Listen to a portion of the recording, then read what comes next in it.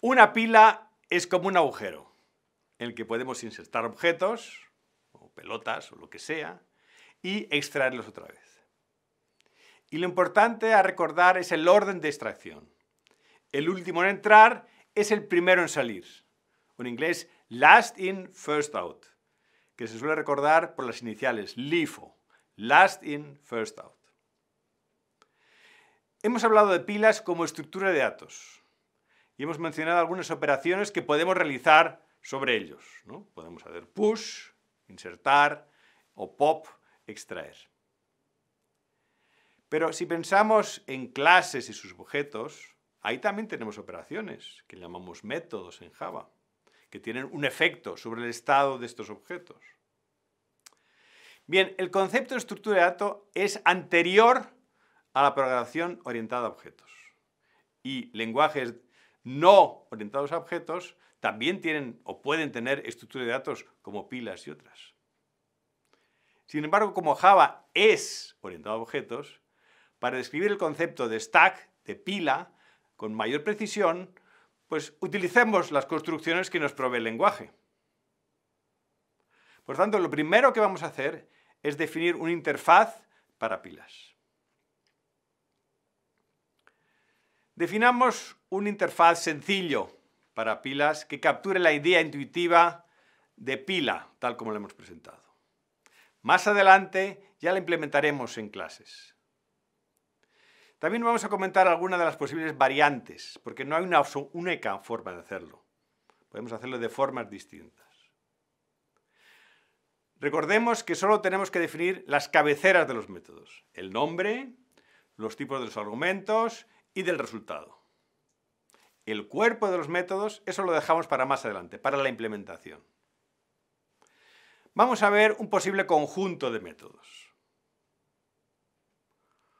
Los métodos más importantes sabemos que son push y pop, para insertar y extraer.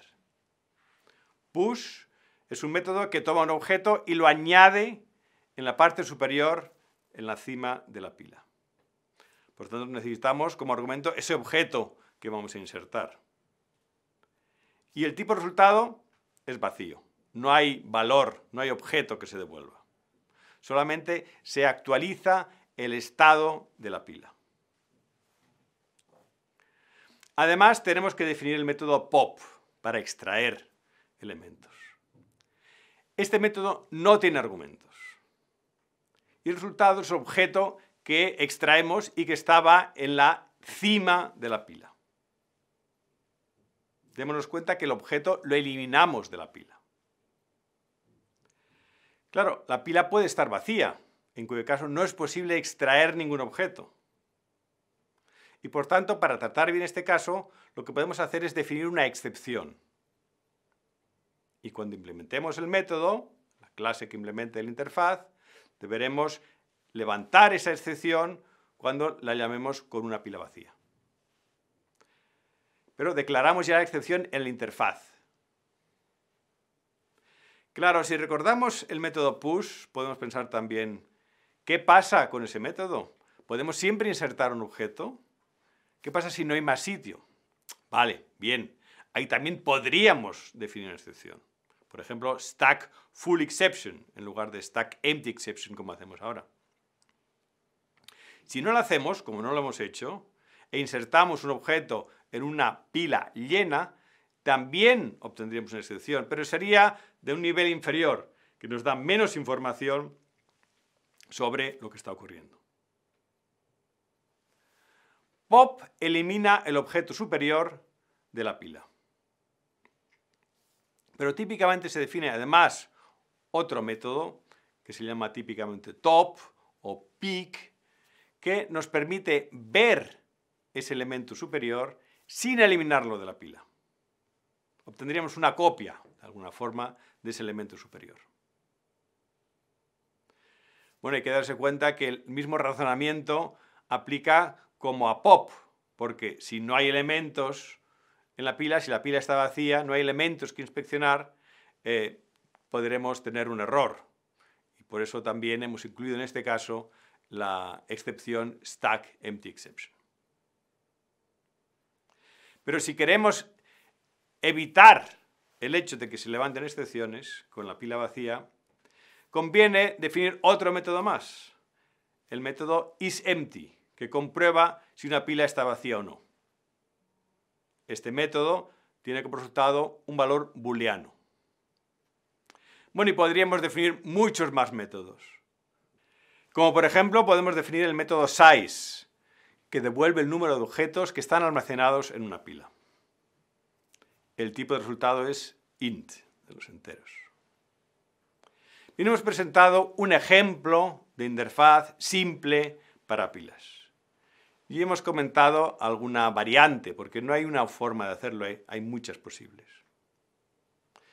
Otro detalle importante es que en esta interfaz hemos definido como objetos que se van a almacenar en la pila, que sean objetos de la clase Object, que es la clase más general. De esta forma podemos tener varios tipos de objetos almacenados en la pila. Esta es una forma de proceder. Tendríamos ahí pilas con enteros y strings y objetos de otras clases mezclados. Pero ¿qué pasa si queremos una pila con solamente enteros y prohibimos strings y otras clases? Si queremos pilas con objetos de una clase particular, pero sin tener que comprometerlos en la definición de la interfaz, lo que tenemos que hacer es utilizar genéricos. Aquí vemos otra versión de la interfaz. En este caso utilizamos genéricos.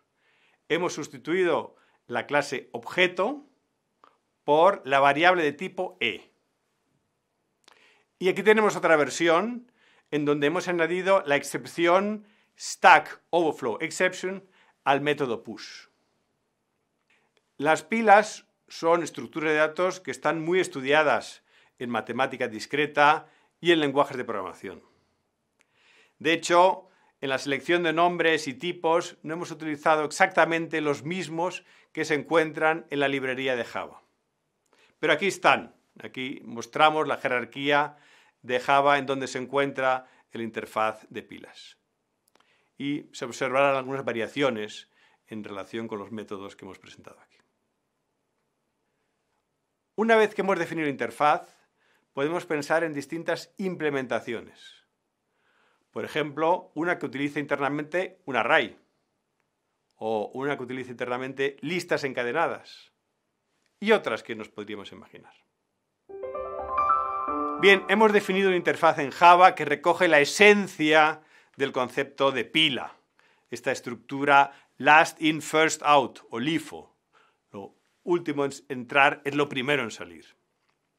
Podemos hacer push, añadir un elemento a la pila, podemos hacer top o pick o como se llame para ver cuál es este objeto superior y podemos hacer pop para extraerlo de la pila.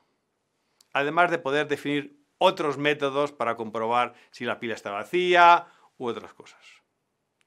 Y además hemos visto que algunos métodos necesitarían provocar excepciones si las circunstancias lo necesitan.